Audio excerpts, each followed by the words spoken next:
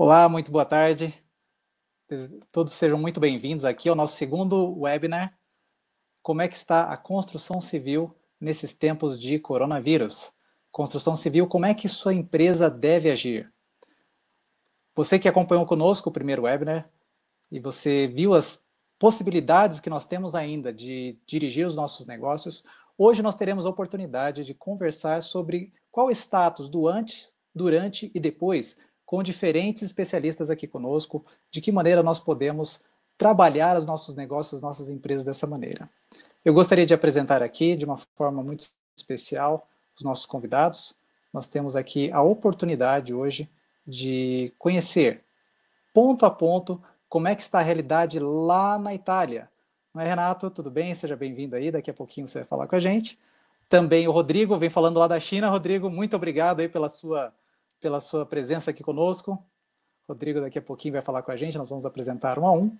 E também o Walter Frigieri, ele é o diretor de mercado da ABCP, Associação Brasileira de Cimento Portland, e também gostaria agora de estender a palavra com o nosso convidado, Afonso. Bom dia, boa tarde, Afonso, tudo bem? Como é que está? Olá, boa tarde. Superintendente do Sebrae Minas Gerais, gostaria que você se apresentasse para todos os nossos convidados e queria te estender a palavra nesse momento. Olá, boa tarde a todos. Queria saudar aqui os nossos colegas aqui, o Walter da ABCP, o Rodrigo Miller, o Renato, o Rodrigo falando da China, o Renato da Itália, e agradecer também a parceria nossa aqui com a Construliga, a Eto Soluções e a ABCP. Falar do prazer e da importância para o Sebrae de um evento dessa magnitude, nesse momento em que nós estamos discutindo, né, pela segunda edição, um webinar sobre construção civil em tempos de coronavírus. Para nós do Sebrae, esse é um setor extremamente importante. O Sebrae de Minas Gerais tem um histórico com o setor da construção de muitos anos, muitas conquistas, relacionamento com representantes, com entidades de todo o estado de Minas Gerais. Nós temos aí histórico de muitas coisas construídas juntos, muitas tecnologias, muitas inovações hoje utilizadas e implementadas no âmbito da construção civil em Minas Gerais, fruto dessa parceria de muitos anos. Valeria a pena destacar aqui dois aspectos, né, que é a parceria do Sebrae na realização do Minascom. Nos 2 últimos anos, o Minascom, que é o maior evento da área da construção civil no estado de Minas Gerais, o Sebrae se tornou co-realizador. O primeiro foi em Juiz de Fora, o segundo agora é em Belo Horizonte, mas nós somos parceiros há muitos anos desse grande evento, considerado o maior do estado de Minas Gerais, e ultimamente nós estamos fazendo aí uma parceria também com as entidades da área da construção civil para discutir sobre o BIM, né? Criamos, inclusive, fizemos a segunda edição, o ano passado, do Congresso de BIM, para trabalhar sobre a questão da importância do BIM na indústria da construção. Então, a construção civil é um setor de mão de obra intensiva, um setor que congrega uma cadeia produtiva bastante complexa, e isso tudo mostra que ela realmente poderá ser bastante impactada, né, por essa pandemia que nós estamos vivendo nesse momento. Então, para todos nós, é extremamente importante esse momento de debate, inclusive a oportunidade de ouvirmos especialistas, né, e ao ouvir esses especialistas, principalmente de países como a China e como a Itália, que estão enfrentando a pandemia do coronavírus em estágios distintos, né. Obviamente, é importante nós observarmos que vivemos uma realidade socioeconômica diferente, e isso acaba interferindo um pouco na realidade dessa pandemia, mas é sempre muito importante ouvir o que está acontecendo na China, que já está numa curva de decrescente, e também a Itália, que está vivendo aí talvez o ápice da pandemia. Então, muito obrigado pela presença de todos. Eu queria saudar em especial aos colegas, amigos do Sistema Sebrae, sei que nós temos aí pessoas do Brasil inteiro participando conosco, então gostaria de dar a todos as boas-vindas e retornar a você, Davidson. Um abraço a todos.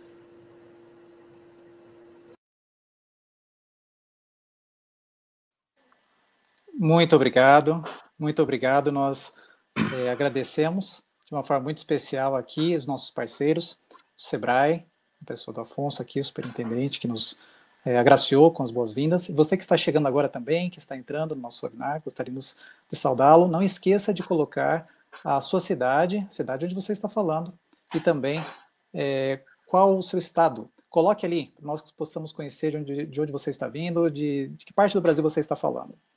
E eu queria convidar agora Walter, gerente de mercado, diretor de mercado da ABCP, Associação Brasileira de Cimento Portland, também é nosso parceiro, assim como a Construliga, que está apoiando grandemente esse evento. Você deve ter recebido através também do mailing da Construliga, essa rede importantíssima do nosso setor, não é? Walter, como você está vivenciando, como você enxerga esse momento que nós estamos vivendo aqui?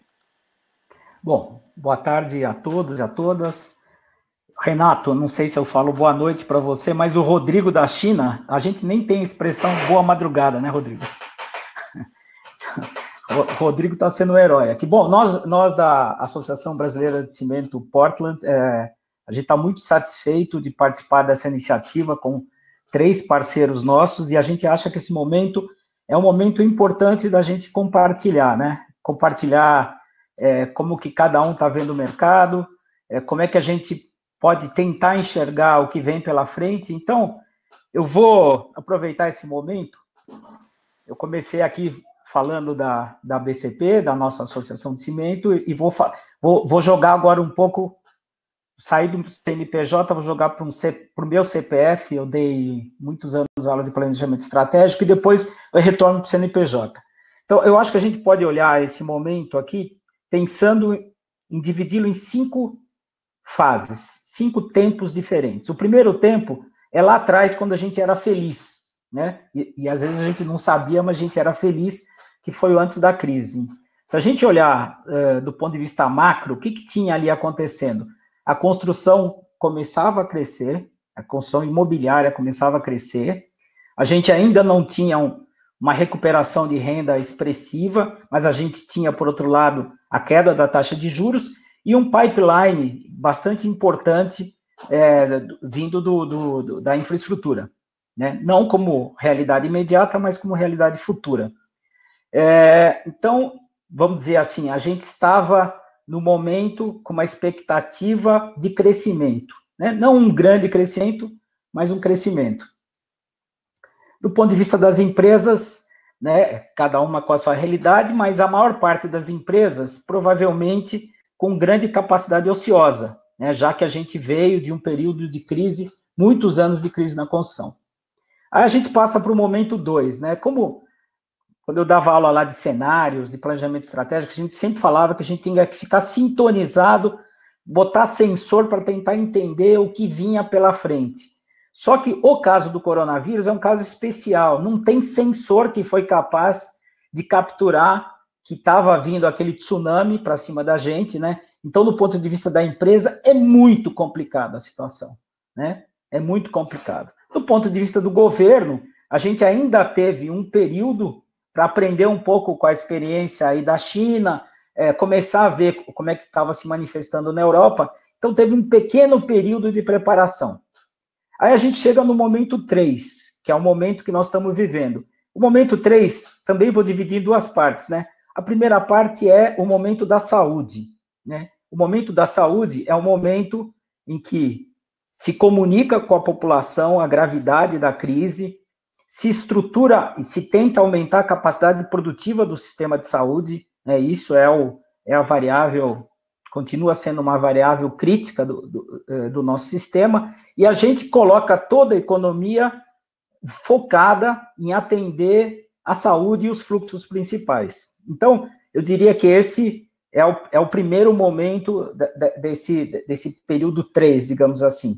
E nós estamos começando a discutir um segundo momento do período 3, que nós não estamos falando que volta todo mundo para a rua, mas a gente começa a discutir as consequências econômicas para diversos setores de serviço, industrial, de agricultura, as consequências desse período, né? E aí a gente vê o governo no mundo todo colocando muito dinheiro na economia. Eu diria que hoje as informações que começam a chegar, permitem que as empresas comecem a entender um pouco, né, que ferramentas que eles vão ter ali para manipular, né, dado possibilidade de postergar imposto e trabalhar a folha de pagamento, enfim, crédito. Tem uma série de medidas que estão saindo. As entidades são fundamentais nesse período, porque a empresa não consegue fazer interlocução macro. Quem faz a interlocução macro são federações industriais, são associações como a nossa e tantas outras. Nós vamos para a fase 4, né? É bom, porque está aí o Rodrigo, porque ele começa a falar da fase 4, que é, tá bom, estou saindo da crise. A gente pode dizer que é em V, quer dizer, aquilo que caiu rapidamente sobe. Eu não vou tirar aqui, mostrar como eu estou com o cabelo grande, né? Então, para minha cabeleireira, a recuperação vai ser em V, eu acredito, né? Todo mundo vai ficar, lá está fechado, a hora que abrir, um monte de gente vai lá, vai cortar o cabelo. Mas a economia, a construção civil, que não parou completamente no Brasil, né? Pelo contrário, as obras elas não estão com o mesmo ritmo, não estão com a mesma produtividade, mas as obras estão funcionando. Eu acredito que nós vamos ter uma recuperação, como a gente fala em U, uma recuperação mais longa. Então, a gente também não pode acreditar, nem como profissional, nem como empresa, que rapidamente a gente volta ao nível de atividade anterior. Vai ter um tempo. E, por fim, nesse tempo aqui, eu queria falar da fase 5. A fase 5 é uma reflexão que mundo que nós vamos ter no pós-crise. Será que ele é igual ao 1? O que a gente tinha lá no momento 1 vai ser igual ao momento 5? Eu acredito que não. Né? O que eu, assim, nesse momento, eu olho e aposto? Eu aposto que a agenda de reformas vai se fortalecer. O fato do Estado brasileiro estar gastando muito dinheiro vai obrigar a que a gente acelere agendas de transformação e privatização. Então, eu diria que a infra, né, as privatizações e aspectos aí da agenda proposta pelo Guedes, eu acredito que vai se acelerar. A taxa de juros no mundo inteiro tende a ficar muito baixa, o que é bom para o empreender, é bom para os negócios. Agora, olhando para a gente, assim, o que eu vejo? E aqui é uma especulação. A casa, né? Durante muito tempo a gente acompanha para onde vai o dinheiro das pessoas. Eu não falo só quem compra uma nova casa, mas quem reforma uma casa, né? Durante muito tempo, esse dinheiro foi indo para outros setores. Eu acredito que casa sai fortalecida. As pessoas vão querer... A casa se tornou, ela já era simbolicamente o local do seu abrigo, ela se tornou mais forte nesse conceito. Então, eu acredito que a casa sai fortalecida. O escritório, não. Eu acho que o escritório não saiu fortalecido, o escritório saiu enfraquecido, porque as pessoas estão aprendendo a trabalhar à distância. Né? Todo mundo está sofrendo, nós mesmo, como tem a piadinha, né, que a gente estava comentando aqui antes, né? Quem fez a transformação digital da sua empresa? Foi o cara de TI? Foi o CEO? Foi uma legislação? Não. Foi essa crise. Todos nós estamos aprendendo todas as siglas aí de como é que trabalha a distância. Então, eu diria que o digital sai muito fortalecido. Acredito que o pipeline da infraestrutura, ele continua, ele vai ter pouco, são projetos de longo prazo. Acredito que isso prossegue e vai ser forte. Acredito que é um mundo que vai valorizar mais o meio ambiente, né? Do mesmo jeito que a gente teve essa catástrofe do vírus, acho que a questão da catástrofe ambiental pode vir à tona com mais força. Acredito que o comportamento mais colaborativo também se fortalece e uma vigilância maior dos gastos públicos. Essas tendências, do ponto de vista, e voltando ao CNPJ para finalizar, do ponto de vista da nossa associação, são muito boas. Nós temos uma plataforma chamada Soluções para Cidades, que enfoca exatamente, né, o urbano, que é uma tendência, né, as verbas virem para o município. Nós temos uma agenda ambiental que eu diria que é líder no Brasil. Nós colocamos metas de redução de emissões, de redução de CO2 bastante pesadas, né? Nós estamos na frente, a nossa indústria já está na frente da indústria mundial em termos de emissão. né, de cimento, e aqui no Brasil a gente colocou desafios mais consistentes. E nós temos projetos qualificadores do dinheiro público. Então, estamos falando de pavimento urbano de concreto, para a gente não gastar dinheiro com ruas, 6 meses depois reformar. Enfim, a gente vê com muita preocupação esse momento, pegou a indústria com uma capacidade ociosa muito grande, mas olhando em perspectiva, olhando o que nós vamos ter no ano que vem, investimentos em infraestrutura, mudanças estruturais no país, a gente acha que, pelo menos do ponto de vista da nossa indústria, a gente olha o futuro com otimismo.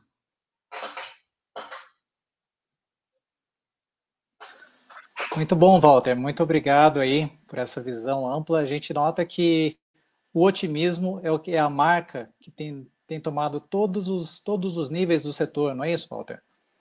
A gente vê que, apesar de nós entendermos essa situação, nós vemos que partir de onde nós estamos, para transformar a partir de onde nós estamos colocados, é muito mais eficiente do que só ficarmos pensando em grandes projetos futuros, não é isso? É o agora. Essa é a questão. E, Rodrigo, conta um pouco para a gente como é que está o agora, falando nisso, né? Aliás, que horas são aí na China? Bom dia, desde aqui da China. Aqui na China são 2h18 da manhã, um pouco oposto do que vocês estão aí no Brasil.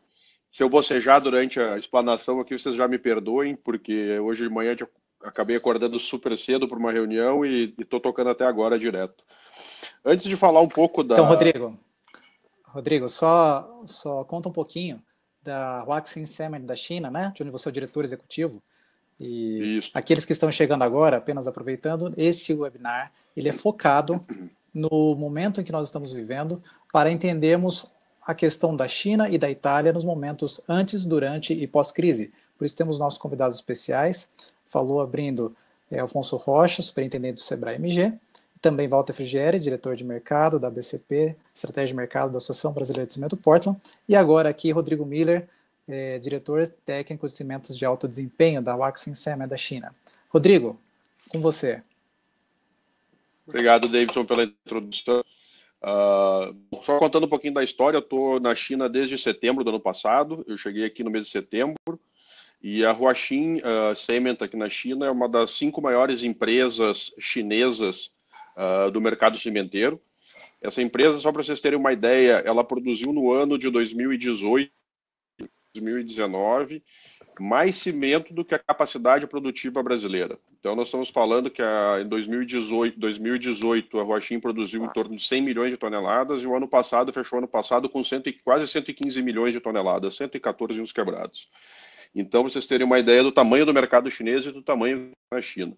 Essa empresa tem em torno de 60 fábricas de cimento e mais 15 moinhos de cimento espalhados pela China e por alguns outros países aqui da Ásia. Então, como eu estava falando antes no começo, cheguei aqui em setembro, e de setembro, eu fiquei na China de setembro a dezembro, 3 meses direto, depois eu estive no Brasil por uma passagem rápida para as férias. Quando cheguei de volta na China, em janeiro, na semana de janeiro, começou a se falar dos casos de coronavírus. A sede do Huaxin na China, e onde eu vivo, onde eu trabalho no meu escritório, é onde foi o foco inicial da doença, que é a cidade de Wuhan. Então, começou a se falar, quando me buscaram no aeroporto, me trouxeram uma máscara, já começaram a falar que já tinha uma nova doença, que um novo vírus que ainda não tinha sido identificado, e aí se começou a desenrolar os casos de doença, e cada dia com mais infectados e novas descobertas na cidade de Wuhan. Eu fui até o dia do fechamento da cidade. O dia do fechamento da cidade foi exatamente um dia antes do início das férias coletivas, que eles têm uma semana de férias aqui na China para o Ano Novo Chinês. Então foi exatamente um dia antes eles fecharam a cidade para evitar que a população de Wuhan e para evitar que de outras partes, de outras cidades também, que o número de infectados era muito alto, saíssem e levassem esse vírus para outros lugares. Então, no dia 23 de janeiro, eles fecharam a cidade de Wuhan, e eu, por coincidência do destino, eu peguei um voo dia 23 de janeiro, às 8h30 da manhã, saindo da cidade de Wuhan, e às 10 horas da manhã eles decretaram o fechamento da cidade. Às 10 horas eles fecharam todas as estradas que dão acesso a Wuhan, assim, aeroportos, fecharam os metrôs, os trens, porque aqui se viaja muito de trem-bala, tem trem-balas para as grandes cidades, todas interligadas com trem-bala, fecharam todas as estações e decretaram o fechamento da cidade de Wuhan. Nesse período eu passei 40 dias fora da China, tive uma passagem na Europa de 40 dias, aproveitando para fazer reuniões e outras coisas na Europa, e voltei da Europa há 20 e poucos dias atrás. Então, esses dias me perguntaram o que eu estava fazendo para controlar, para não pegar o vírus, etc. A minha resposta foi, eu estou fugindo do vírus. Quando começou a ficar preocupante na China, quando começou a ficar preocupante na Europa, agora, para a China, eu tenho pegado exatamente essa volta do mercado chinês, a economia chinesa começando a girar. Eu cheguei no dia 9 de março, cheguei por Shanghai, e em Shanghai foi muito impactante. A primeira coisa que me aconteceu no aeroporto, eu gastei mais de 2 horas dentro do aeroporto para fazer a saída do aeroporto, porque você tem que preencher uma série de formulários, da onde você está vindo, fazem medição de temperatura 2, 3 vezes enquanto você está fazendo o preenchimento de formulários. Você preenche um formulário, depois repreenche o mesmo formulário com outra pessoa, faz uma entrevista médica, passa por outra revisão de temperatura para aí sim poder sair de dentro do aeroporto. E na saída do aeroporto, você usa um QR Code. Aqui na China se usa QR Code para tudo que é tipo transações financeiras, pagamentos, recebimentos, tudo se utiliza QR Code, e você recebe um QR Code, e esse QR Code poderia ser de 3 cores, verde, amarela e vermelha. Verde, você não era obrigado a fazer quarentena, amarelo com quarentena e vermelho, quarentena obrigatório. O meu QR Code foi verde, então tinha circulação livre pela cidade de Shanghai, e passei em Shanghai 15 dias, porque nenhuma outra cidade na China eu poderia sair de Shanghai para fazer viagens, etc. E acabei saindo de Shanghai a semana passada para fazer uma visita num cliente, porque, como eu falei, as coisas aqui na China já estão começando a regressar, praticamente vida normal em algumas cidades. Agora estão começando a falar em um novo fechamento de cidades por causa da entrada de pessoas com vírus vindo da Europa, vindo da Austrália, vindo de outros países asiáticos, mas a economia começa a se retomar. Hoje eu li uma informação muito importante aqui do mercado falando sobre o PMI, que é um derivativo que eles veem entre indústria e serviços, como que está o mercado de indústria e serviços. O PMI do fechamento de fevereiro estava em torno de 37, isso indica recessão econômica, e o PMI de março, a previsão é fechar na ordem de 52, 53, que já começa a se falar de uma nova expansão de mercado do mercado chinês. E o que eu tenho visto aqui, muito voltado para a construção civil? Todas as obras de infraestrutura, de construção de edifícios, todo tipo de obra, todo tipo de empresa foi paralisada na China, no mínimo durante 15 dias em todas as cidades chinesas. Uma semana, muito devido por causa do Ano Novo Chinês, e mais uma semana depois. Depois desses 15 primeiros dias, o governo chinês começou a abrir algumas cidades onde não tinha casos de doentes do coronavírus, começou a reabrir essas cidades, e depois começou a abrir as cidades que tinham casos muito devagar. Nessas cidades que foram, eles fizeram uma cadeia de crescimento para começar a voltar a trabalharem nos escritórios, nas fábricas e nas obras.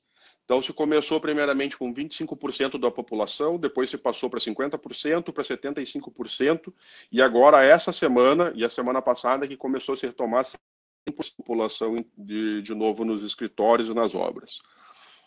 Porém, eles ainda continuam limitando o número de visitantes. Então, nos escritórios, hoje, por exemplo, eu tive uma reunião no escritório de arquitetura aqui na China, dentro de um edifício, e eles tiveram que passar, antes da minha entrada, antes da minha ida, passar o meu nome com todos os meus dados, inclusive aquele QR Code verdinho que eu falei no começo, para a gerência do prédio, para poder liberar isso. Eu não poderia entrar no prédio, então eu não poderia fazer uma visita sem estar agendado.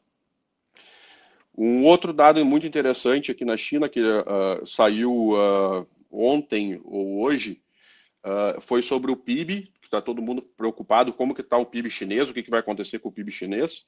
Eles estão falando que o PIB chinês era programado no primeiro trimestre em torno de 2,5% para o primeiro trimestre. Não era um PIB tão alto. E eles estão falando que esse PIB deve cair na casa de 1%, deve fechar na casa de 1%, próximo de 1%, 0,8% a 1,2% do PIB agora do primeiro semestre. Porém, a expectativa é que no final do ano o PIB feche 0,5% abaixo da previsão. Isso muito devido ao quê? O governo chinês é um governo que tem muito dinheiro guardado. Vocês sabem a história um pouco daqui da China, devido ao Partido Comunista, ser um país comunista. Então, muita coisa ainda é do governo. O governo já fez uma expectativa de gasto somente em obras de infraestrutura, principalmente para pontes e rodovias, em torno de $1 trilhão. Isso gasto só para infraestrutura. Eles já gastaram no combate ao vírus mais de $120 bilhões nesses 2 meses que estão se passando, quase 3 meses de que começou o combate ao vírus. Então, tem vindo muito rápido. E para finalizar aqui a minha fala, uma coisa muito forte, que nem o Walter falou desse momento de retomada que eu tenho visto aqui na China, é que o chinês está com um sentimento nacionalista muito mais forte do que ele tinha antes. Então, ele tem falado muito mais sobre a China, tem usado muito mais a bandeira da China em prédios, em casas. Eu tenho visto muito mais isso. E uma das coisas que eu conversando aqui com alguns que já me falaram, o símbolo da China é a fênix, que é o renascimento das cinzas. E eles têm esse sentimento muito forte. Eles tiveram durante esses mais de 3.000 anos de história chinesa, eles têm muito forte esse sentimento de retomada da economia, de recrescimento da economia. Então, eles têm falado muito isso, que eles estão muito voltados para o mercado nacional, querendo que o mercado nacional retome, principalmente com o consumo aqui na China, porque a Europa e Estados Unidos começam a entrar em crise, começam a diminuir seus consumos. Então, muito fortemente mercado nacional, muito fortemente nacionalismo, poder de recrescimento, investimento maciço na economia, e isso que a China tem feito para retomar o mercado, principalmente o mercado da construção civil, que, como no Brasil, é o mercado que mais emprega na China.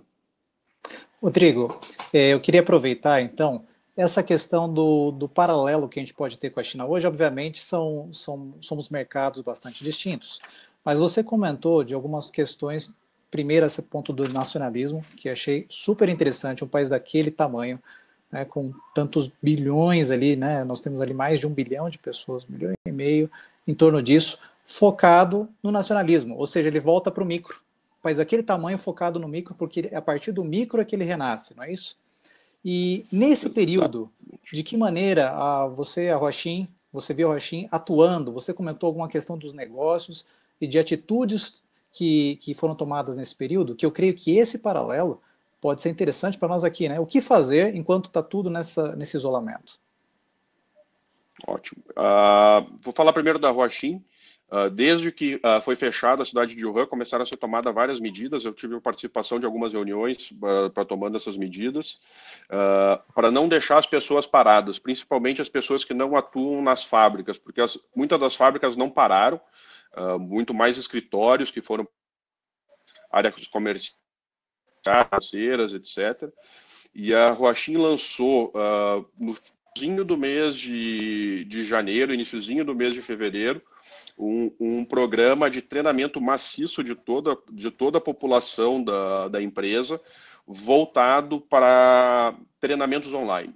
Então, praticamente todo dia você tem treinamento online voltado para diferentes áreas, e você pode se inscrever livremente. Eu, por exemplo, trabalho na área comercial, na área de desenvolvimento tecnológico, mas eu quero fazer o treinamento junto com a área financeira, um treinamento sobre impostos. Eu posso me inscrever nesse treinamento e fazer. Então, a Huaxin lançou esse programa e tem feito treinamentos praticamente diários de diferentes áreas, de diferentes situações.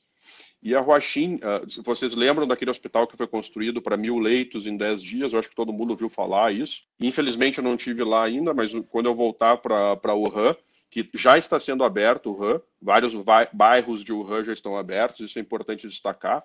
Já está recebendo pessoas que saíram de Wuhan para voltar para a cidade de Wuhan. As pessoas de Wuhan ainda não podem sair, começa a ser aberto para sair a partir do dia 9 de abril, mas a cidade já está começando a movimentar, alguns escritórios já estão.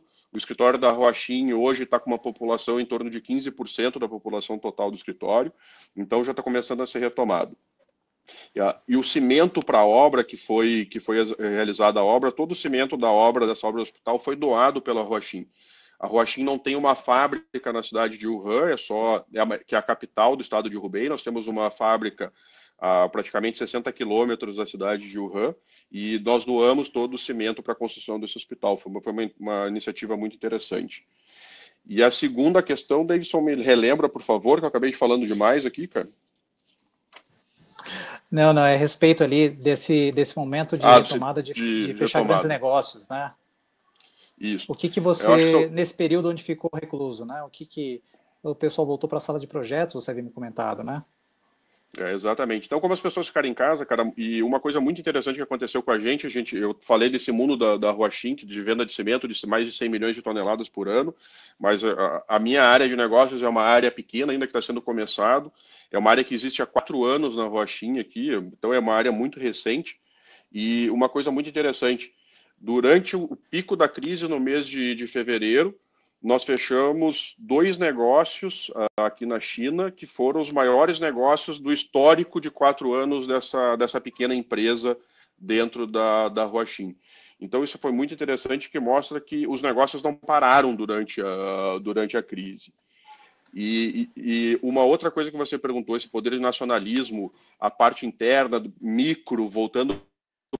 Isso a gente vê muito, não no nosso mercado de construção civil, eu não consegui enxergar isso ainda muito abertamente, mas sim da parte de fornecimento para supermercados, feiras.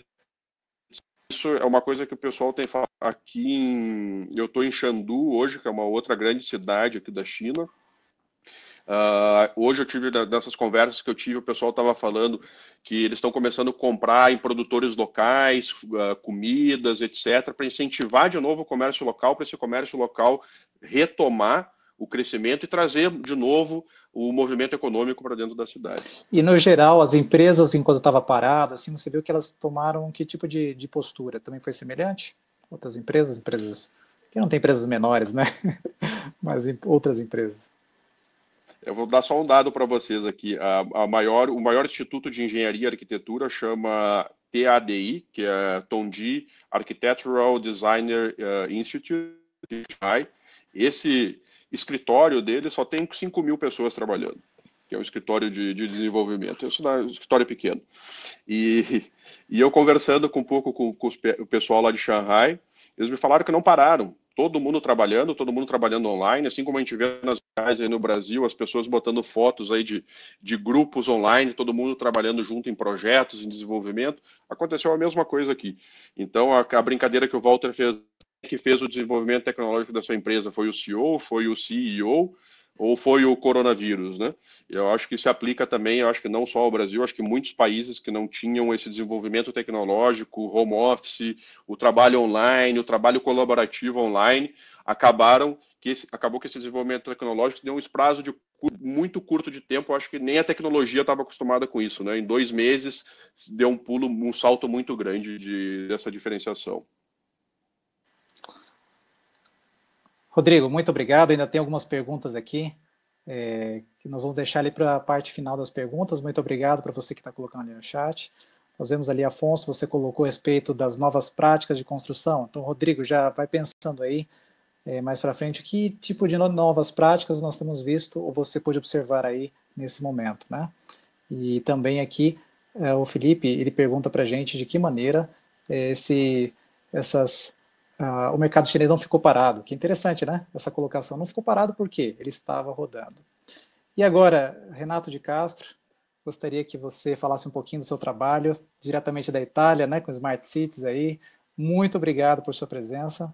E o que você conta para nós desse momento que está sendo vivido aí? Olá, pessoal. Olá, pessoal, boa noite. É um grande prazer. Eu já sou um parceiro do Sebrae em Minas já, sei lá, há mais de 15 anos e também da nossa Federação das Indústrias aí. Eu tive com vocês virtualmente a última vez no Minascom do ano passado, em holograma. Foi uma palestra que a gente fez em holograma, foi muito bacana. E foi um período em setembro que eu estava exatamente na China com o pessoal de material de construção civil de São Paulo, fazendo uma imersão para entender um pouquinho da evolução do mercado chinês, para trazer esse benchmark para o mercado brasileiro, que estava exatamente nesse processo de crescimento, como foi bem comentado pelo Walter. Eu fico muito triste de voltar numa situação dessa, que a gente assim, esquece o mundo que a gente estava prevendo, que a gente vivia, e começa a repensar um mundo novo baseado na crise que a gente está vivendo. Por outro lado, eu estou bastante otimista. Eu trabalho com cidades inteligentes, eu vi que tem um monte de gente aqui no chat que eu conheço, essa minha aproximação do mercado de construção civil, do mercado imobiliário aí no Brasil, acabei fazendo vários amigos, e eu acho que, e é isso mais ou menos que eu estou vivendo aqui na Itália, que a crise, que é uma crise real, é uma crise sanitária e uma crise econômica ao mesmo tempo. Eu tenho visto, acompanhado de perto o que está acontecendo no Brasil e a tentativa, muitas vezes, de tentar colocar tudo dentro de uma conta só e tentar salvar o máximo possível os dois lados. Aqui na Europa, eu acho que na China e nas outras partes do mundo, chegou-se à conclusão que não dá para fazer, você tem que gerenciar primeiro a crise sanitária e de saúde pública e tentar mitigar o máximo possível os impactos econômicos, mas a crise econômica vem, e existem algumas teorias que, se você não priorizar a parte sanitária, a crise econômica acaba voltando muito mais forte, ou acontecendo muito mais forte. A Europa já passou por 2 guerras mundiais, o pessoal aqui tem feito muito essa comparação com uma terceira guerra mundial, mas com um sentimento muito positivo do tipo, nós conseguimos reconstruir tudo depois das 2 outras guerras e agora não vai ser diferente, e provavelmente num cenário de sociedade bem diferente, né? Eu era um dos que atacava muito a situação, a mentalidade italiana, principalmente aqui em relação à tecnologia. As pessoas eram muito avessas à tecnologia. A tecnologia sempre foi muito vista aqui como um modismo e como algo que poderia viver desassociado àquela vida tradicional, àquela vida 100% analógica, e agora está sendo muito legal acompanhar esse processo de transformação, né? As pessoas vendo, principalmente os mais tradicionais, os mercados mais tradicionais. Educação, por exemplo, aqui sempre foi uma área muito tradicional. A educação, meu filho não podia nem levar um dispositivo eletrônico para a escola, era proibido, ele estuda em escola pública. E agora eu tive essa possibilidade de ser um dos primeiros aqui a tomar a iniciativa como sociedade privada, né, como sociedade organizada, e movimentar ou iniciar esse movimento para a escola digital aqui, a início para o nosso filho, mas agora já tomou uma proporção regional, e é muito bacana ver esse processo, os professores aprendendo a usar a rede social, aqueles que eram muito contra, e no final era muito mais uma ignorância e um medo da mudança do que simplesmente um posicionamento pessoal contra essa tecnologia, né? Aqui, contando um pouquinho dessa evolução, de como é que foi a minha vivência com a crise coronavírus aqui. Eu, até o final do ano passado, eu tive muito fora de casa e fora da Itália.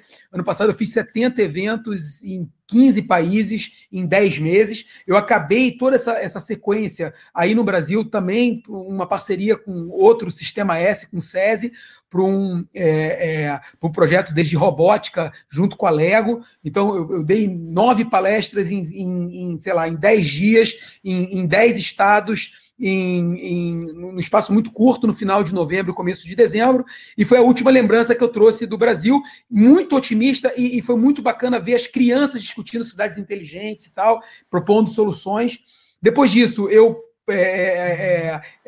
prometi à minha família ficar numa quarentena familiar aqui em casa, então a promessa era ficar 3 meses em casa sem viajar, só com eles, curtindo um pouco das férias de inverno, e isso terminaria exatamente no Carnaval. que esse ano caiu com o aniversário da minha filha mais nova, e eu tinha prometido a eles uma viagem com eles internacional. A gente foi para Dubai, e nós fomos para Dubai no dia 22 de fevereiro. No dia 21 de fevereiro era o meu aniversário de casamento, e eu tinha um jantar numa vinícola de um amigo nosso aqui, exatamente numa cidade chamada Voelgânio, que fica a 5 quilômetros da minha cidade. Eu moro numa cidadezinha do Vêneto de 5 mil habitantes, no interior do Nordeste da Itália.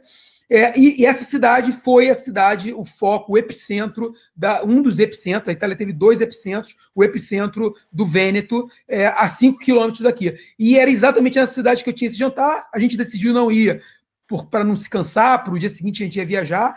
A gente saiu com duas pessoas contagiadas, a gente ouviu esse contágio, mas nada de muito preocupante. A gente já tinha visto toda a evolução dos números estratosféricos da China, então 2 contágios não era nada, mas a minha esposa é muito ligada à prefeitura aqui, já começou dentro do WhatsApp local da prefeitura um pouco de movimentação, mas nós saímos tranquilos, nenhum controle na saída de Veneza, do aeroporto, nenhum controle na chegada em Dubai. E aí, lá em Dubai, sim, a gente começou a acompanhar essa evolução, essa escalada rápida dos números aqui da Itália, e culminou a gente voltaria numa quinta, dia 27, na quarta-feira, que foi o aniversário da minha filha, a gente viu o fechamento do aeroporto do Catar com os voos para a Itália, e aí a gente estava bem preocupado.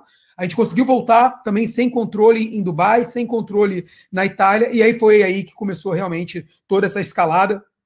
3 dias depois que nós voltamos, essa cidade, Voelgânio, foi fechada. Foi quando a Itália criou o conceito de zona vermelha. A nossa cidade entrou, a nossa região, Vêneto e a Lombardia, entraram na chamada zona amarela. E aí, só para vocês terem uma ideia da escalada desse número, e eu acho que é extremamente coerente a preocupação no Brasil de não deixar esse número escalar muito rápido, de não entrar num crescimento exponencial.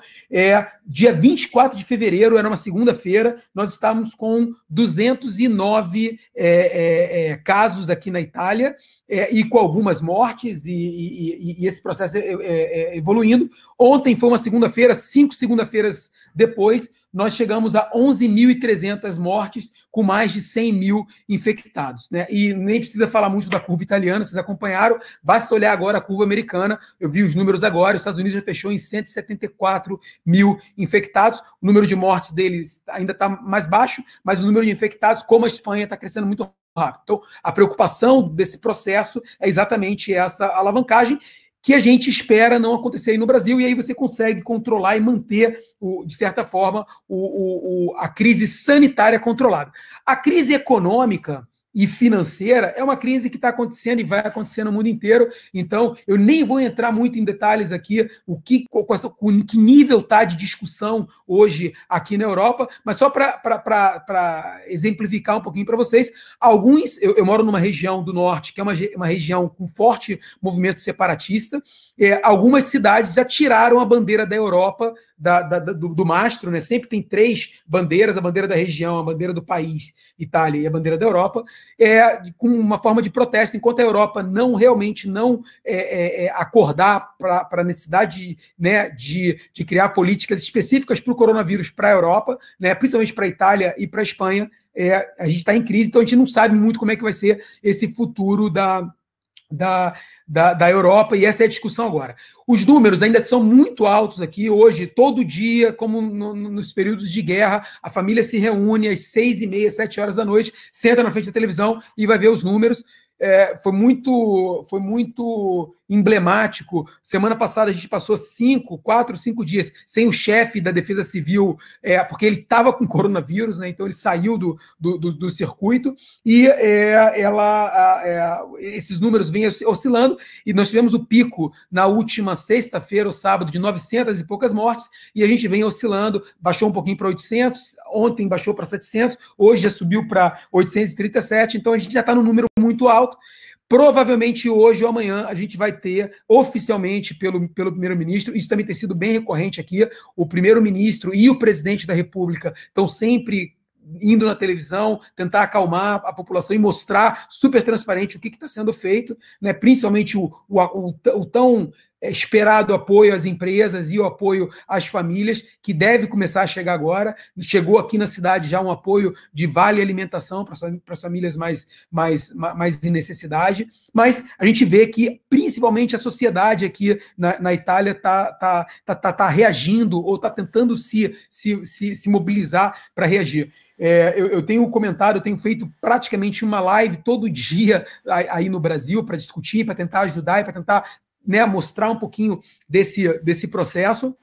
Depois da nossa aqui, eu tenho uma outra live no meu blog, no meu canal lá do UOL, exatamente discutindo e tentando mostrar que existe uma solução, sim. Essa solução, ela vem da chamada economia quilômetro zero. A gente tem que se preocupar agora com o nosso vizinho, com o nosso mercado de bairro, com aquilo que nos circunda na nossa realidade de cidade. Eu acho que é aí que a gente vai voltar esse processo de crescimento. E eu vou começar hoje no Brasil aí uma série de entrevistas ao vivo com empresários brasileiros que estão fazendo alguma coisa para ajudar, para mudar. Hoje eu falo com uma empresa de São Paulo que está disponibilizando veículos de aluguel gratuitamente para o pessoal médico. Existe saiu uma reportagem em São Paulo que a população está com uma certa restrição, com uma certa afastamento social dos médicos e principalmente dos enfermeiros que pegam o transporte público, e aí essa empresa está colocando em prática. E eu tive uma grata surpresa de uma outra empresa do interior do Brasil, assistida do Sebrae, que é uma empresa de pijamas, de Moriaé, que reverteu toda a produção dela para fazer máscaras, e essas máscaras são doadas. Então, assim, eu tenho visto muito esse movimento. Eu acho que está na hora realmente da gente se unir e falar do que está acontecendo do bem. O que está acontecendo para ruim são fatos, isolamento social e todo esse suporte financeiro e econômico que o governo tem que dar são fundamentais para a gente sair da crise, mas eu acho que a gente, como sociedade, também consegue se movimentar e sair. Eu já vi algumas perguntas aqui entrando nos diversos chats que a gente está aqui, mas em relação ao mercado especificamente de construção civil e nesse mercado de cidades inteligentes, a gente vai ver um boom agora, eu acredito que a gente vai ver, porque uma das formas dos governos ajudarem nesse processo de aceleração foi como foi comentado pelo Rodrigo e pelo Davidson antes, e pelo próprio Walter também, exatamente esse investimento na infraestrutura. A Itália, nós tivemos no final do ano passado, um grande desastre aqui de uma ponte, vocês acompanharem no Brasil, em Gênova, que caiu. Essa ponte virou referência aqui na Itália, o modelo Ponte de Gênova, que eles tanto falam, de liberar recursos mais rápido, de criar parcerias público-privadas, e isso parece agora que vai contagiar, e a Itália vai fazer toda a infraestrutura básica da Itália, embora muito boa, é uma infraestrutura básica de um crescimento da década de 60, da década de 70. Agora eles vão partir para esse processo de renovação, de injeção de capital nessa área. Mas, por enquanto, ninguém fala de economia aqui, as empresas estão muito preocupadas. A primeira força-tarefa que eu comentei foi a de educação que eu participei. Eu estou muito agora atuante em uma outra força-tarefa, que é uma força-tarefa de economia local, para tentar ajudar a economia local, mas o momento agora a gente está começando a criar capacitação para esse pessoal que está em casa, principalmente para o pequeno varejista que está em casa, o pequeno empresário que está em casa, que não estava digitalizado aqui na Europa. Agora a gente começou, pelo governo, a criar cursos super simples de como usar Facebook, de como usar Instagram, como usar profissionalmente, para preparar esse pessoal para esse novo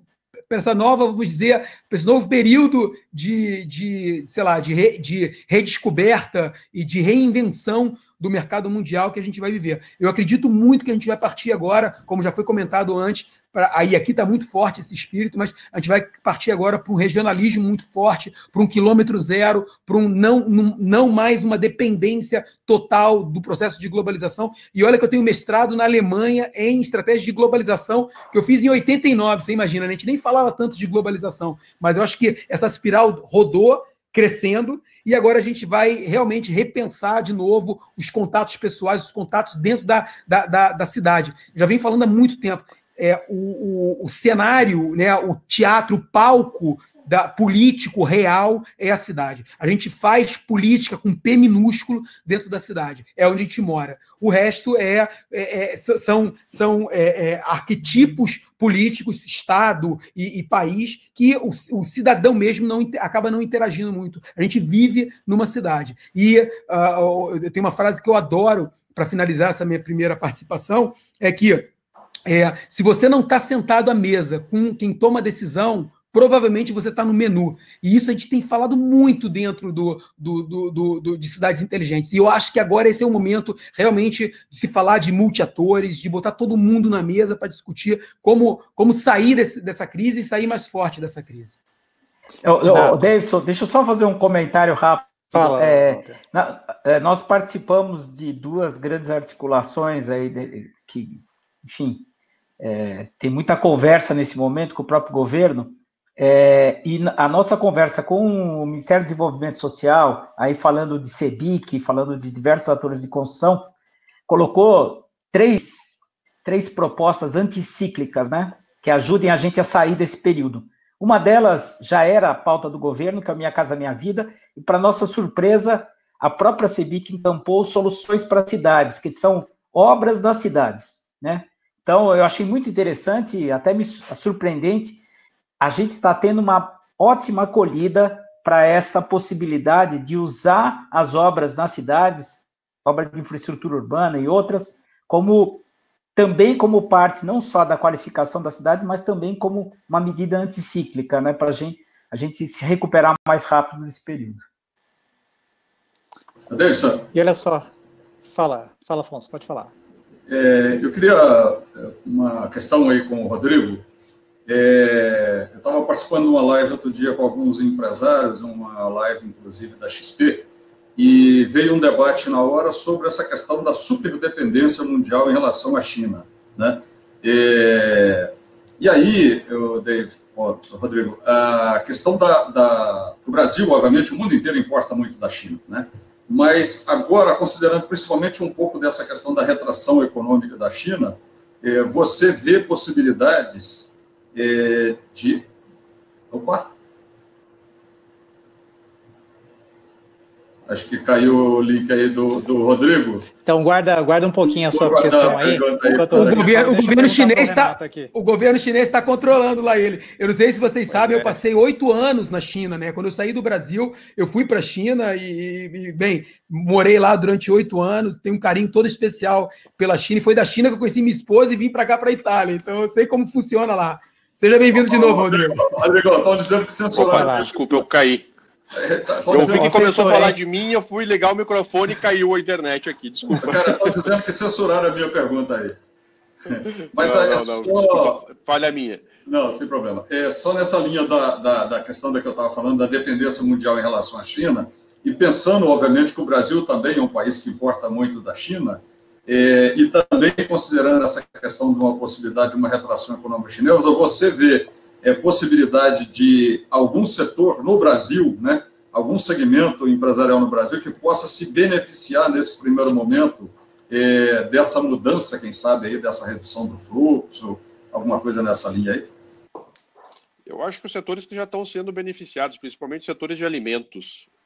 O setor de alimentos aqui na China teve um baque muito grande no início do final do ano passado, devido à gripe aviária de novo, né, com uma morte de rebanho, de criações de galinhas, rebanhos de porcos, e o Brasil se beneficiou muito. A gente viu muita exportação brasileira, inclusive o preço da carne.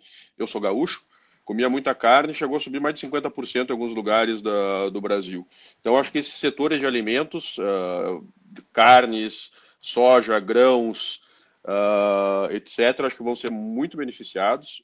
Outro setor beneficiado brasileiro vai ser o setor de minério de ferro. A hora que a China começar a botar esse dinheiro para girar, para fazer obras de infraestrutura, vai bombar de novo aí no Brasil. Acho que as mineradoras vão ter um crescimento muito grande devido a esses investimentos. A parte de saúde deve ter um crescimento muito grande também, que a gente é importador para a China de vários produtos farmacêuticos.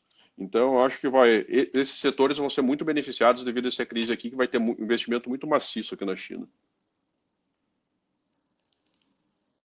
Renato, Eu queria aproveitar aqui que existe uma questão que foi colocada aqui pelos nossos participantes, que não há tanto aproveitamento, ou não há questão das políticas públicas voltadas para a infraestrutura. Um cenário que a gente vê essa questão mundial, né? Como que você enxerga, de que maneira cidades inteligentes, ou de que maneira isso pode ser implantado, esses projetos de infraestrutura urbana, migrando até para cidades inteligentes, a partir do micro, a partir desse ponto zero, né, do quilômetro zero? Fala um pouquinho para a gente do que é esse quilômetro zero, o que é essa iniciativa. Opa, desculpe. Pois não. Fala, Walter. Eu ia complementar, mas é para o Sebrae, eu deixo para depois. Então, Renato, essa questão, como é que fica, porque é a realidade de todos nós, né? Nós sabemos que precisamos de infraestrutura, e como empresa, como pequenos negócios espalhados para o Brasil, não só em grandes cidades, como que você enxerga que a gente pode trabalhar isso? Antes de mais nada, a gente tem que lembrar que cidade inteligente é um conceito super amplo, abstrato, e é basicamente o processo de mudança de mentalidade na sociedade, né? A gente tem uma série de implementações de projetos que podem ser feitos.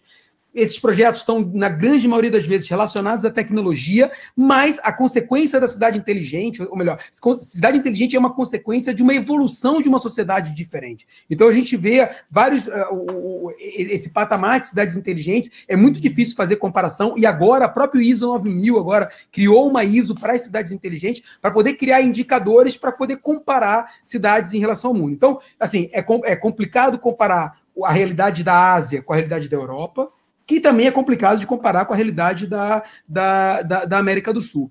O que eu tenho visto muito, e o que eu acredito muito, é nesse processo de tentar alavancar projetos que venham e que beneficiem diretamente a sociedade, o cidadão, né? Eu tive com o pessoal do Secov de Minas Gerais, numa missão empresarial para Dubai, para visitar também o setor, ano passado, o setor de construção civil, de imobiliário, ou seja, a ponta da construção civil. Foi muito bacana. Nós vimos um projeto lá que deu super certo, que uma empresa, a primeira empresa de Dubai a conseguir, uma startup a conseguir autorização do governo para fazer isso. Os caras criaram uma startup para crowdfunding de construção civil. Então, ele dá a oportunidade. Dubai é muito caro, né, e Dubai tem uma classe média e média baixa muito grande de trabalhadores que estão em Dubai, que não fazem parte daquela elite de Dubai, mas que querem aproveitar esse processo de crescimento de Dubai e investir em Dubai. Então, esses caras criaram um crowdfunding para que as pessoas possam comprar apartamentos de forma coletiva, participarem desse processo e depois venderem também de forma coletiva, como um grande investidor, não aquele apartamento para morar, mas aquele apartamento como investidor. A gente também viu um case em Nova York muito bacana de novas empresas de tecnologia que estão desenvolvendo, foi o case que eu levei para o Minascom, que desenvolvem mobiliário automatizado, né, robotizado, automação residencial, para os chamados microestúdios. Então, microestúdio é um apartamento de 25, 30 metros quadrados, é menor, é 30% menor do que uma kitnet, e é uma tendência mundial agora nas grandes cidades, e essas empresas desenvolvem imobiliários totalmente automatizados, super simples, que transformam a casa num comando de voz. Você deixa de ser uma sala e passa a ser um quarto no mesmo espaço de 25 metros quadrados. E foi até o case que eu levei para o Minascom, mostrando, caramba, quantas marcenarias pequenas a gente tem no estado de Minas Gerais que poderiam fazer a mesma coisa usando basicamente nada de tecnologia. Então, assim, às vezes a gente, quando fala de cidade inteligente, a gente pensa naquelas cidades construídas no Oriente Médio, construídas na China. Eu visitei com o pessoal de São Paulo a cidade da Cisco, no sul, ali, do lado de Guangzhou, né, na chamada ali Greater Bay. Eles estão fazendo um Vale do Silício chinês ali enorme, que é Guangzhou, Shenzhen, Macau e Hong Kong. E projeto trilionário, você vê bairros subindo ao mesmo tempo, não é prédios subindo, é bairros subindo ao mesmo tempo, e muita gente acha que cidade inteligente é isso. E não é. Isso faz parte do processo, mas o objetivo final não é esse, não é avançar, é aumentar a velocidade de construção das cidades ou modernizar as cidades ad eternum. Não, como é que eu uso tecnologia para melhorar a qualidade de vida? E aí, nessa overdose que a gente está tomando de tecnologia pelo fato de ter que ficar em casa, de uso, né, ou de pelo menos as pessoas mais idosas no Brasil agora estão se comunicando com a família usando tecnologia. Muitos deles não usavam antes porque achavam que não era relevante para a vida deles. Eu acho que agora a gente vem, a sociedade muda uma percepção em relação à tecnologia e aparecem milhões de oportunidades da pequena empresa até a multinacional para colocar isso de forma funcional, para colocar isso que faça sentido na vida das pessoas. Eu realmente vejo, principalmente para o setor de construção civil, agora um grande boom. Óbvio, né, realidades diferentes. Aqui a Europa está claro que ou a Europa coloca um investimento muito alto em cima de refinanciamento dessas obras públicas e refinanciamento do crédito para que as pessoas voltem a comprar, e principalmente comprar investimentos que movimentem toda a cadeia, como é a construção civil, ou então fica difícil. Ok. Você ia falar, Walter? Vou fazer uma provocação. É um convite, uma provocação, né? Nós estamos falando da valorização das cidades, né? Eu comentei aqui que a própria CEBIC,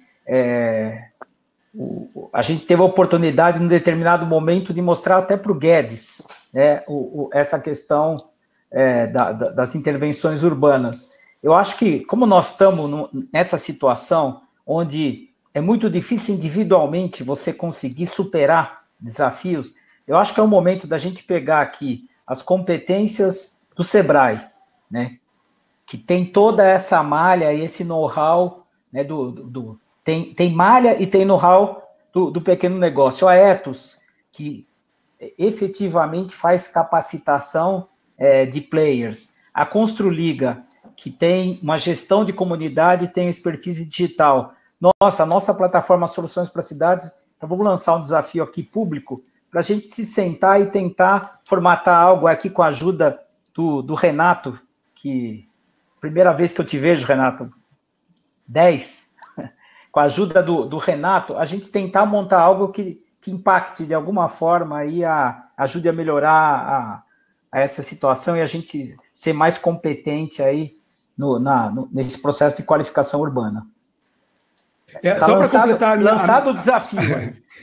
Para completar essa minha participação e em cima do desafio, eu tenho acompanhado uma tendência mundial e tenho falado bastante sobre isso, chamado de inteligência de bairro. Ou seja, fazer cidade inteligente, e a gente vê muito cidade inteligente em grandes cidades, como Barcelona, como Londres, como Nova York, se ouve falar muito de projetos. Quando esse projeto cai para dentro do dia a dia da realidade das pessoas, o que está acontecendo é uma mudança no comportamento do consumidor e dentro da construção civil e do setor imobiliário muito forte dessa nova geração, a geração, os milênios, e depois a geração Z e a geração Alfa, que vai chegar no Brasil agora, e aí pegando Belo Horizonte como exemplo, e eu vi isso em Barcelona, eu morei 2 anos em Barcelona, é essa valorização do bairro, o negócio, a estratégia de bairro, e esse bairro se ajuda a se reconstruir, esse bairro passa a ter sentido, né, o pertencimento numa cidade grande acaba caindo muito mais para dentro do bairro do que para dentro da cidade, porque as cidades são muito grandes.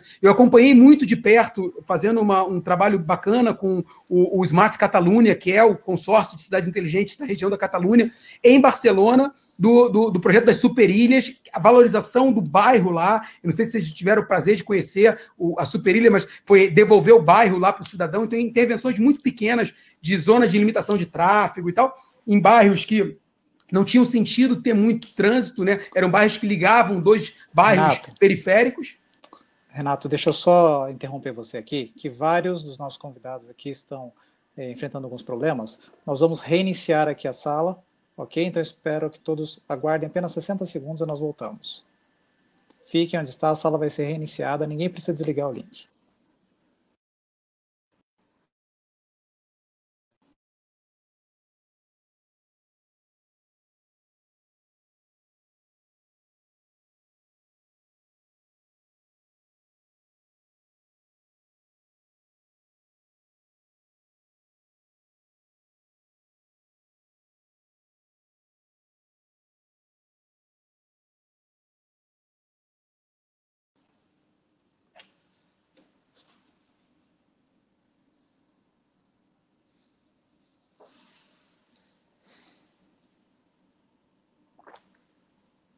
Rodrigo, você ouve a gente, pelo menos? Ah, pessoal, tem que religar as câmeras e os microfones. Isso. Câmera. Eu até despenteei.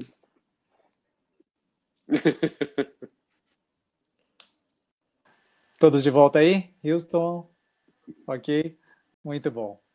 Então pode continuar, Renato, nós estamos aqui, estava no... Não, então, finalizando, eu acho que é uma grande oportunidade, se a gente tem que partir de um novo zero, né, e repensar esses processos, e o Sebrae, que tem uma atuação muito forte nesse pensamento mais estratégico, eu acho que agora, independente do setor, né, uma retomada numa cidade maior, numa cidade, uma metrópole como Belo Horizonte, eu acho que ela pode acontecer muito forte se a gente trabalhar esse conceito de bairro e de pertencimento e de como é que a gente faz é muito mais fácil um conselho de bairro pensar no bairro do que o governador do estado pensar naquele bairro lá, que tem, né, 800 cidades para pensar, o prefeito tem mais 35 bairros, então eu apostaria muito nisso, e foi assim que aconteceu em Estocolmo, foi assim que aconteceu em Barcelona, é assim que está acontecendo muito forte agora em Londres, Nova York também, com os distritos de Nova York também,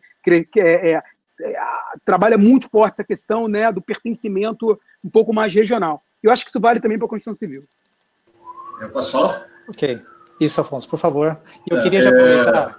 Vai, continue, por favor. É só para acalmar o Walter, né, e também, porque o Renato já é uma referência nossa, né, e esses temas Smart City e a própria atuação do Sebrae, que definiu, há cerca de uns 3, 4 anos atrás, em Minas Gerais, um dos nossos negócios é o desenvolvimento econômico local, isso tem nos carreado uma série de estratégias, não só para o setor urbano, mas a própria inspiração, quando nós trabalhamos, por exemplo, com indicação geográfica, eu estou levando esse conceito do local para o setor do produtor rural, por exemplo, que quando você pega, por exemplo, em Minas Gerais, que é uma referência mundial na produção de café, a gente fala da vinificação do café, né, que é a valorização do local, do terroir. E a questão do território, para a gente, ela tem sido muito forte, porque, na verdade, nós chegamos à conclusão que não basta eu querer trabalhar a empresa ou o setor.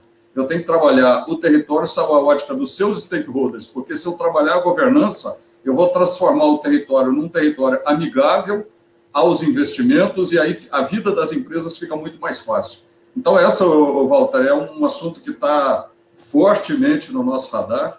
Então, nós estamos aí atuando, mas prontos e apostos para receber aí novas ideias como as suas, por exemplo. Muito bom. E eu queria aproveitar, Afonso, teve uma das questões aqui que eu achei bastante oportuna aqui para nós. Veja só, nós tivemos que, de repente, iniciar um home office, mas muitos, especialmente os pequenos empreendedores, não estão preparados para o home office. Nossos negócios ainda não são digitais. Como que você tem visto essa inserção aí nos atendimentos do Sebrae? Como é que você vê que vai ser essa inserção dos pequenos negócios nessa era digital? Olha, é interessante porque isso está acontecendo não só com os nossos clientes, mas com o próprio Sebrae, né? Nós estávamos com um movimento de digitalização do Sebrae. Nós atendemos, para você ter uma ideia, em Minas Gerais, no ano passado, cerca de 1.200.000 pessoas, e desses, cerca de 350 a 400 mil foram através das mídias digitais, através dos nossos recursos remotos de atendimento. O que aconteceu semana passada foi uma coisa para o Sebrae. Por exemplo, o nosso site, nós transformamos o site todo em uma semana. E hoje, ontem, para você ter uma ideia, nós tivemos, só no dia de ontem, nós tivemos 2.300 visualizações no nosso site, que está todo ele repaginado para atender o empresário que está nos demandando como se estruturar para trabalhar no remoto. Então, a nossa orientação, por exemplo, que as empresas têm que criar seus perfis, suas páginas no Instagram, no Facebook, trabalhar o e-commerce, trabalhar o delivery, ou seja, são todas metodologias que hoje estão fazendo parte da vida desses empresários e que talvez esse seja o legado bom da crise, né? Porque as empresas estão sendo, e o Sebrae tem trabalhado muito fortemente orientando, se entrar hoje no site do Sebrae, eu diria que mais de 50% das soluções que nós estamos entregando lá tem a ver com esse tipo de orientação. Mas eu tenho certeza que isso vai ser o legado positivo para todas essas empresas quando passar. ninguém vai abandonar o e-commerce ou qualquer tipo de mecanismo de atendimento remoto aos seus clientes, o fato de voltar, por exemplo, para a loja física. É o que eu acabei de ver agora em Nova York, na NRF. Você pega a Amazon, por exemplo, e outras empresas que estão conseguindo compatibilizar perfeitamente a loja física com o virtual, sem que uma coisa seja conflitante. São mídias, eu diria que são recursos que caminham se complementando, né? Então, eu acho que nós temos trabalhado fortemente. Essa última semana foi uma semana intensa, ajudando de fato. Então, eu acho que o empresário que está precisando dessa ajuda hoje pode nos procurar, que nós estamos prontos aí para atender. Muito bom. Dalberto, eu sei que você colocou aí que é difícil trabalhar e-commerce na construção civil. E a gente que está nesse dia a dia sabe que isso é algo é um desafio mesmo. Mas antes do e-commerce vem o atendimento ao cliente nos seus vários canais. E esse é o primeiro passo, né? De que maneira nós podemos atender digitalmente, antes até de começar a vender digitalmente. Esse é o preparo, né? O step para inserir, sim, uma plataforma digital. Mas existe a venda, né, de todos os tipos de produtos da construção civil na linha digital, que é possível de aplicar isso. Mas, Rodrigo, tinha deixado para você uma pergunta, eu queria já que você trouxesse para a gente, houve alguma nova tecnologia nesse momento que de repente se despontou, né, uma coisa inesperada, alguma questão desse momento trouxe uma novidade? Eu acho muito cedo ainda para responder isso, que está começando a se retomar a construção civil, mas a China, não só na parte de tecnologia, ela é muito inovativa, ela vem inovando em várias coisas que principalmente no que é voltado para meio ambiente, apesar de a gente ver lá em todos os comentários que a China é extremamente poluída, etc. Tem uma pegada de meio ambiente muito forte aqui na China nos últimos anos. Pra você ter uma ideia, nos últimos 20 anos foram fechadas mais de 100 fábricas de cimento aqui na China devido à poluição do meio ambiente. Então, isso é uma discussão cada dia mais rigorosa e cada dia mais presente dentro do mercado chinês. Uma outra coisa que eu vi muito forte aqui na China é a parte de fabricação pré-moldada de edifícios. E a gente não está falando só de edifícios comerciais, indo para os edifícios residenciais. A pré-fabricação tem tomado conta do mercado. Tem uma lei aqui na China que até o ano de 2030, 70% da construção civil chinesa precisa ser pré-fabricada, precisa ser entregue pronta na obra. Então, esse é um mercado que tem se tomado muito fortemente, tem transformado muito fortemente esse mercado de pré-fabricação aqui na China. Outra coisa que está entrando muito forte agora é a parte de impressoras 3D para concreto. A China, a maior empresa hoje mundial de impressoras 3D para o mercado de concreto, é uma empresa chinesa, chama Winsun. Quem quiser entrar nesse site, o Winsun, o mercado de impressora 3D tem bombado. Na China, todo mundo pesquisando, várias empresas lançando impressoras 3D de construção para fazer desde pequenas coisas até essa empresa, o Winsun, está com um prédio de 4 andares através de impressoras 3D, para vocês terem uma ideia do que é o investimento desse mercado. Então, acho que essas duas coisas são as coisas que estão mais crescendo aqui na China. E como o mercado mundial de concreto, quem acompanha o mercado de concretos de ultra alta performance, cada ano esse mercado dobra aqui na China. As informações que eu tenho do mercado no passado de concreto de UHPC já são quase 50% do consumo mundial nós vemos que esse momento leva-nos para a prancheta, não é isso? A gente vê que está na hora de repensar materiais, processos e a forma como nós nos posicionamos no mercado.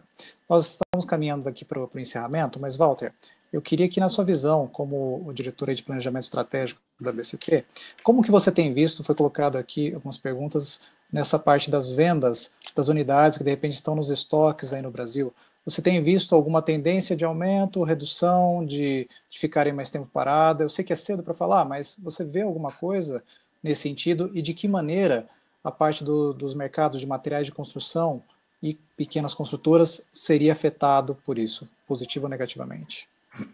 Bom, a gente veio de um período uma retração muito forte, né?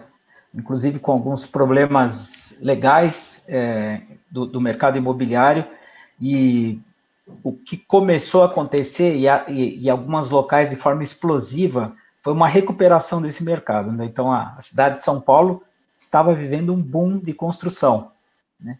O que está acontecendo? As obras, as construtoras tiveram um cuidado muito grande de defender um ponto de vista que as obras são feitas ao ar livre e tomar uma série de medidas para os seus trabalhadores de forma a, digamos assim, afastar aqueles que estão com febre ou aqueles que são suspeitos, para deixar um ambiente de trabalho mais, vamos dizer, mais higiênico, mais protegido.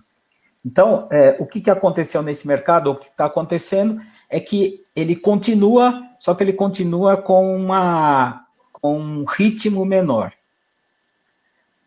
Claro que se alguém ia fazer lançamento de prédio agora, evidentemente, o incorporador vai esperar um pouco para entender melhor os times aí. Isso é normal. Por outro lado, existem as casas de materiais de construção. Num primeiro momento, as casas de materiais de construção foram tratadas da mesma forma que qualquer comércio. Então, nas medidas estaduais, a maior parte delas foi impedida de funcionar.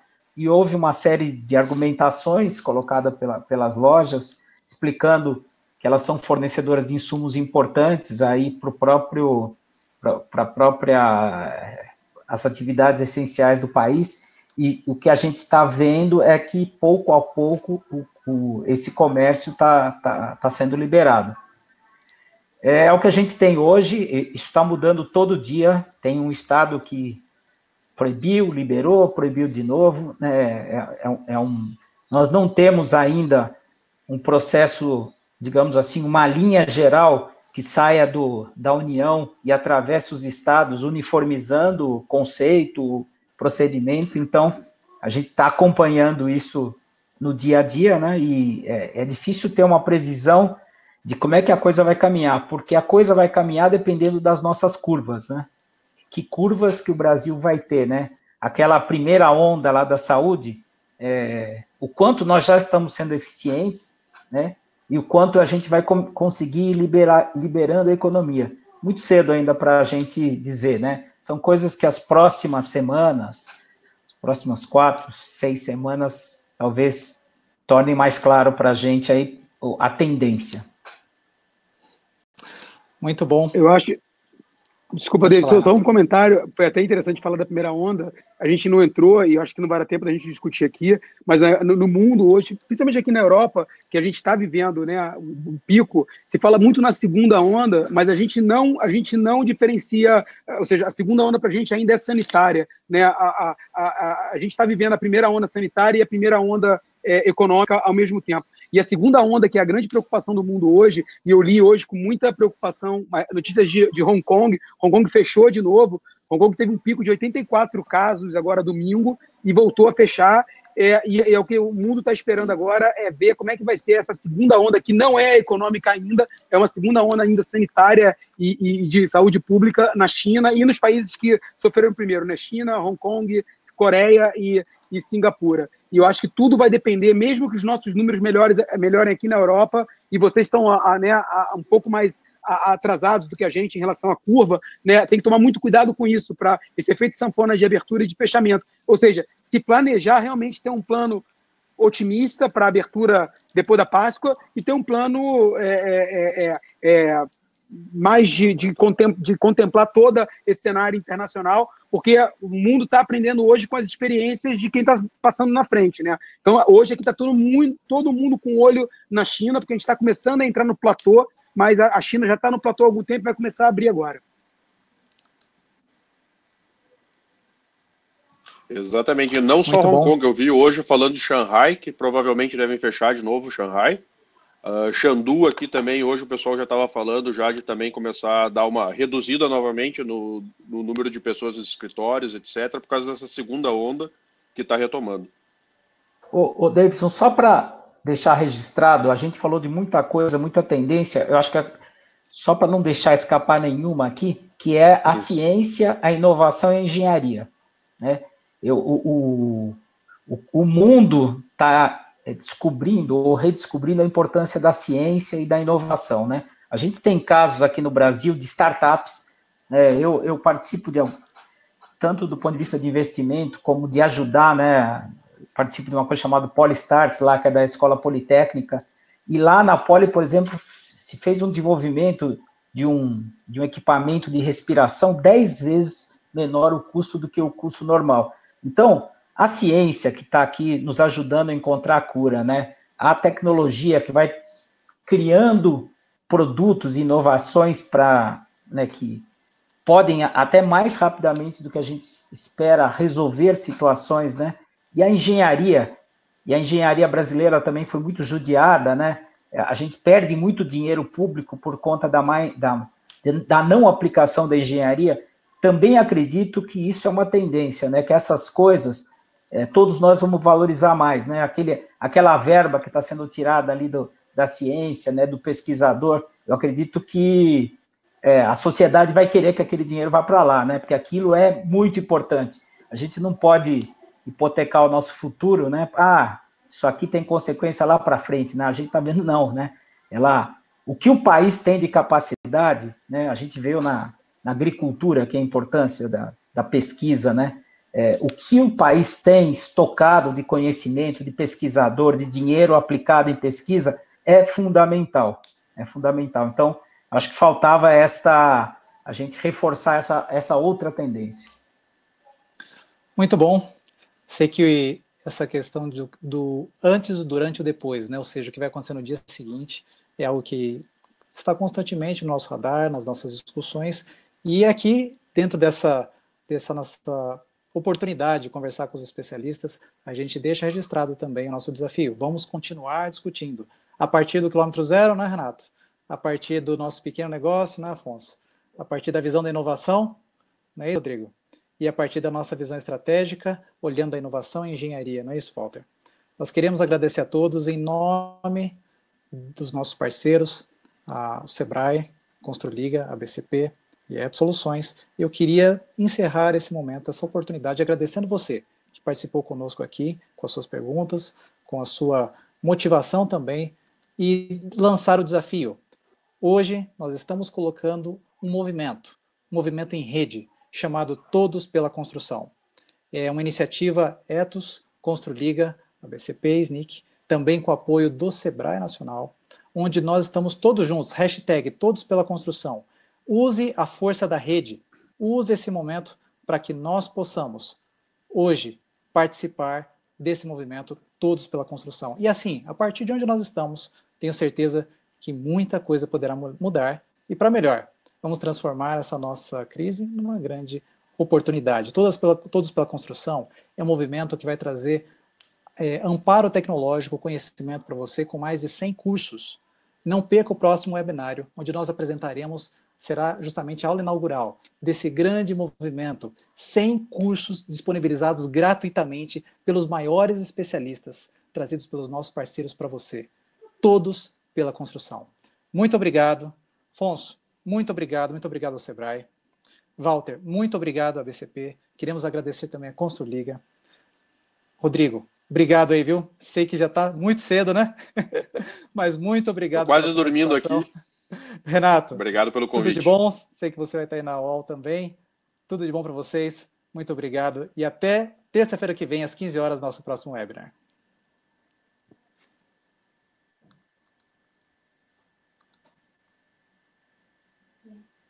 Até logo.